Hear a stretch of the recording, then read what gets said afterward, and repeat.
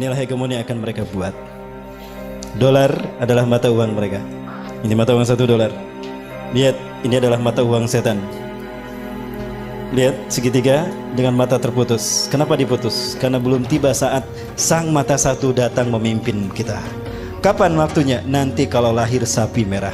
Ternyata sapi merahnya sudah lahir. Ya, berarti kedatangan sang mata satu telah dekat.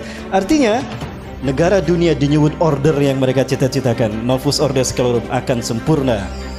Berarti ada kemungkinan di zaman kita Dajjal keluar.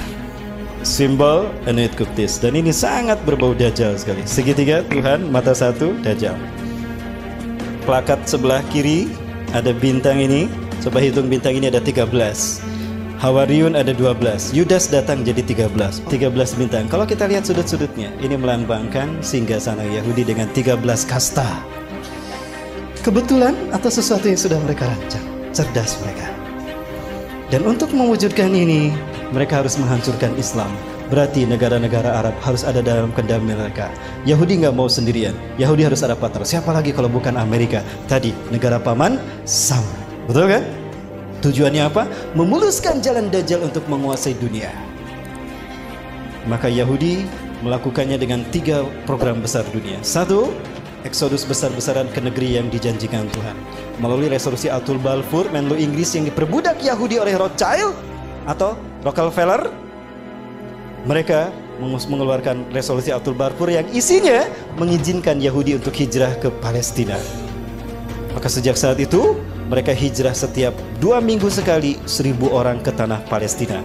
Kenapa harus Palestina? Karena Palestina adalah jantung dunia. Dia menghubungkan 3 benua. Palestina menghubungkan benua Afrika, Eropa dan Asia. Maka siapapun yang menguasai Palestina, dia menguasai dunia.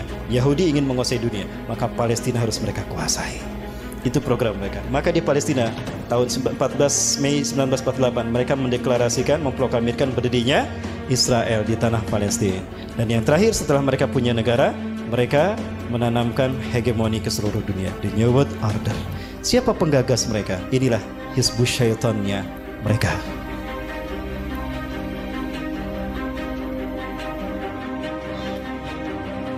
Baik, mereka inilah yang kemudian menciptakan platformnya, langkah demi langkahnya untuk menuju negara dunia. Apa negara dunia itu? The New World Order tadi. Dalam mata uang $1, Novus Ordo Seclorum. 1, dunia dalam pemerintahan tunggal mereka. Siapa? Yahudi. Maka negara-negara di seluruh dunia harus sejalan dengan agenda Yahudi. Artinya mereka harus menjadi shadow government-nya Yahudi. Betul?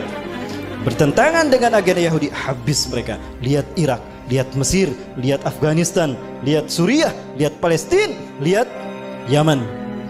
Maka negara yang tersisa adalah negara yang pro kepada mereka. Saya buktikan tidak lama lagi. Maka mereka menciptakan shadow government. Demokrasi itu virus yang mereka sebarkan agar negara di dunia ada dalam kendali mereka.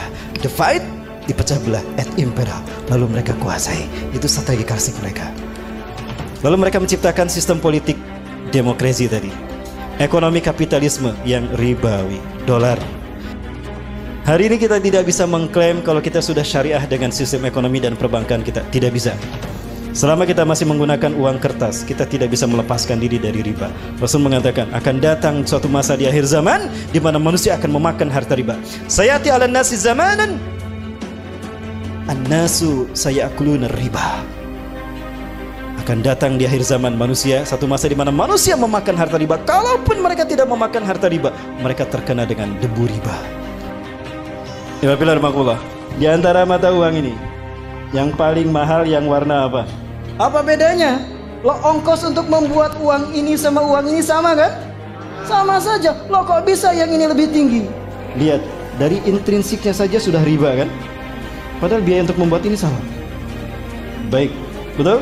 Inilah riba. Baik, berikutnya perselisihan. Waktu saya masih SD, 2000 bisa kebeli baju 1 setel. Betul tidak? Waktu saya masih SD, 35 tahun yang lalu. Saya sudah 40, kepala 4 sekarang. 35 tahun yang lalu ini kebeli 1 setel baju. Sekarang inflasi kan?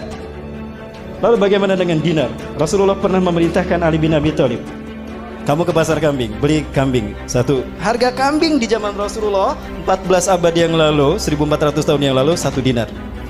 Ali datang ke pasar kambing, pulang. Kenapa Ali yang disuruh? Karena Ali adalah sahabat terhebat dalam memilih kambing yang sehat dan dagingnya gemuk dan bagus kualitasnya. 14 abad yang lalu, 1400 tahun yang lalu, kambing 1 dinar. Sekarang berapa? 1 dinar berapa? 2,5 juta. Kebeli kan kambing? Bayangkan 1400 tahun tidak mengalami inflasi. Lah ini 35 tahun inflasinya sudah berapa kali lipat. Demi Allah. Begini mereka cara menguasai dunia. Dajjal. Pinter kok Dajjal. Inilah ekonomi kapitalisme. Baik, negara tidak pernah mencetak uang ini. Negara hanya menentukan RAPBN. Betul? Sejumlah sekian triliun. Lalu diserahkan ke Bank Indonesia. Bank Indonesia tidak bertanggung jawab. Bank Indonesia tidak bertanggung jawab pada pemerintah, bertanggung jawabnya pada Bank Internasional, IMF, Bank Dunia. Itu tanggung jawabnya. Maka Bank Indonesia mencetak uang sejumlah RAPBN, angka RAPBN. Lalu diberikan pada pemerintah kita. Pemerintah kita tidak bayar cash kan untuk membayarnya, tapi ngutang. Ada jangka, ada bunga.